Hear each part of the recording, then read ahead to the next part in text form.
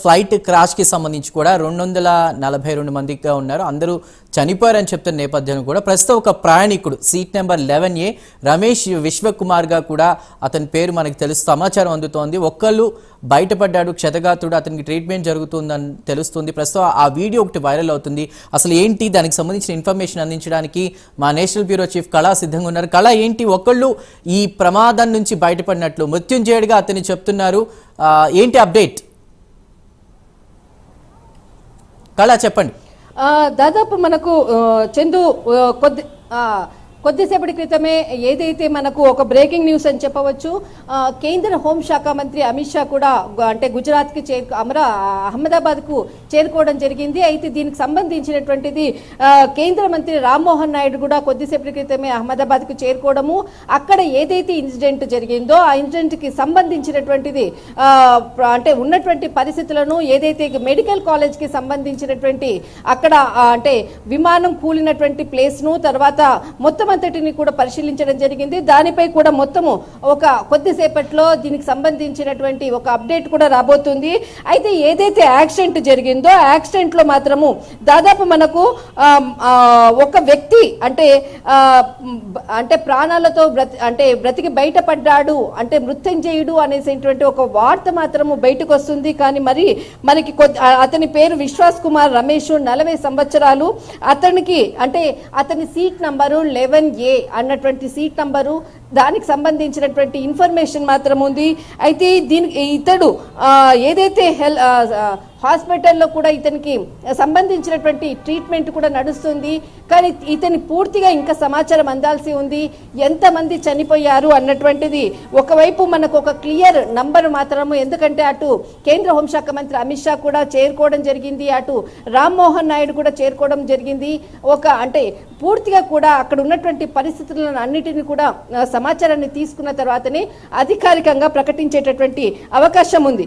అయితే దాదాపు మనకు ఏదైతే చందు గత 37 సంవత్సరాల క్రితం జరిగినటువంటి ఘటన ముంబై టు అహ్మదాబాద్ ఏదైతే విమాన ప్రమాదం ఉందో అప్పుడు కూడా దాదాపు మనకు అక్టోబర్ అంటే 1988 అక్టోబర్ 19వ తేదీన ముంబై టు అహ్మదాబాద్ కు ఒక ప్రమాదం జరిగింది. దాదాపు అందులో 113 మంది కూడా ఆ ప్రమాదంలో చనిపోయినట్లు కూడా మరణించినటువంటిది ఒక ఘటన జరిగి, దాదాపు అది మర్చిపోక ముందే మరొకసారి అహ్మదాబాద్ వేదికగా ఈ అంటే టేకాఫ్ విమాన ప్రమాదం మాత్రము చాలా భయంకరమైనది.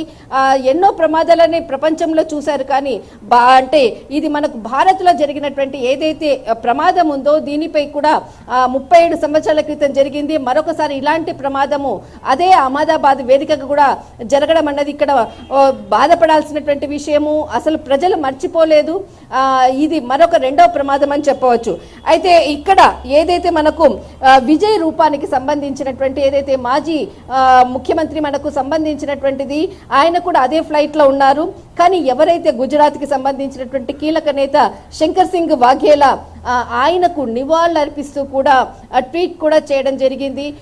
దీనిపై కూడా ఒక క్లారిటీ అంటే మాక్సిమము ఆయనకు సంబంధించినటువంటి ఒక క్లియర్గా ఆయన నో మోర్ అన్నటువంటిది ఏదైతే వర్డ్ ఉందో దానికి సంబంధించినటువంటిది శంకర్ సింగ్ వాఘేలా నివాళులు అర్పిస్తూ కూడా ఆయన ట్వీట్ చేయడం జరిగింది. అయితే ఇక్కడ ముఖ్యంగా ఏదైతే ప్రమాదం జరిగిందో ప్రమాదం జరిగిన సమయం నుంచి కూడా మొత్తం అంతా కూడా ఎయిర్పోర్ట్ అంతటిని కూడా మొత్తం ఆక్యుపై చేసుకోవడము, మొత్తం విమాన రాకపోకలన్నింటిని కూడా స్టాప్ చేయడం జరిగింది.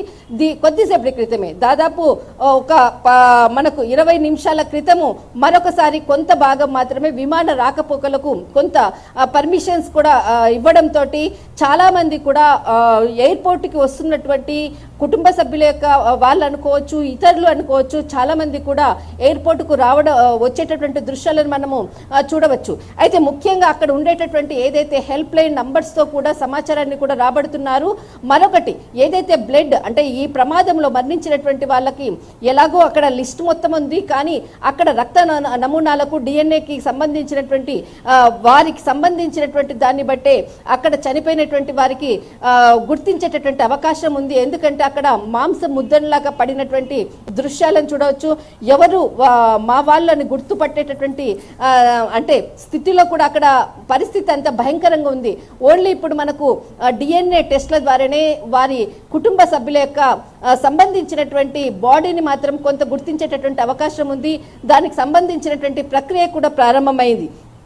మరొక వైపు మనకు ఏదైతే దర్యాప్తుకు అంటే ఇది దాదాపు ఇది టెక్నికల్ ఇష్యూవా లేకపోతే మరి ఏదైనా ఇష్యూవా అన్నది కూడా కొంత ప్రారంభమైందని చెప్పవచ్చు, ఎంక్వైరీ ప్రారంభమైంది చెప్పవచ్చు. దీనికి సంబంధించినటువంటి మనకు కీలకమైనటువంటి అప్డేట్స్ కూడా వచ్చేది ఉంది.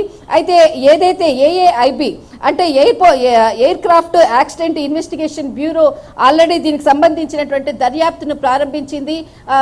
అంటే సాంకేతిక పరమైనటువంటి సమస్యలా లేకపోతే మరేదైనా సమస్యలు ఉందా అన్నటువంటిది ఒక సమాచారాన్ని మాత్రం మరికొద్ది సేపట్లో, ఎందుకంటే అక్కడ కేంద్ర హోంశాఖ మంత్రి తర్వాత కొద్దిసేపట్లో అంటే కొద్దిసేపటి క్రితమే చేరుకోవడం జరిగింది. అటు కేంద్ర మంత్రి కూడా అక్కడే ఉన్నారు. కాబట్టి మొత్తం అంతా కూడా వీళ్ళు చేసేటటువంటి దర్యాప్తు వివరాలతో పాటు ఒక సమావేశం అంటే అక్కడ ఉన్నటువంటి ప్రస్తుత పరిస్థితులను సమావేశంలో చర్చించిన తర్వాతనే దీనిపై ఒక క్లియర్ అప్డేట్ కూడా వచ్చే విధంగా సమాచారం అందుతుంది.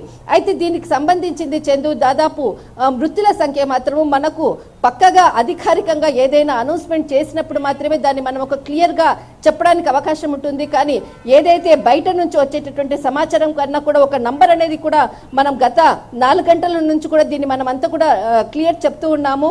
కానీ ఇప్పుడు మనకు అధికారికంగా ఒక ప్రకటన మాత్రం కొద్దిసేపట్లో వెలువడేటటువంటి అవకాశం మాత్రము ఉంది చందు. రైట్ కళ, thank you for the updates. Right, ఇక ఏదేమైనా కూడా భారత విమానయానానికి సంబంధించినటువంటి ఘోర ప్రమాదం లెక్క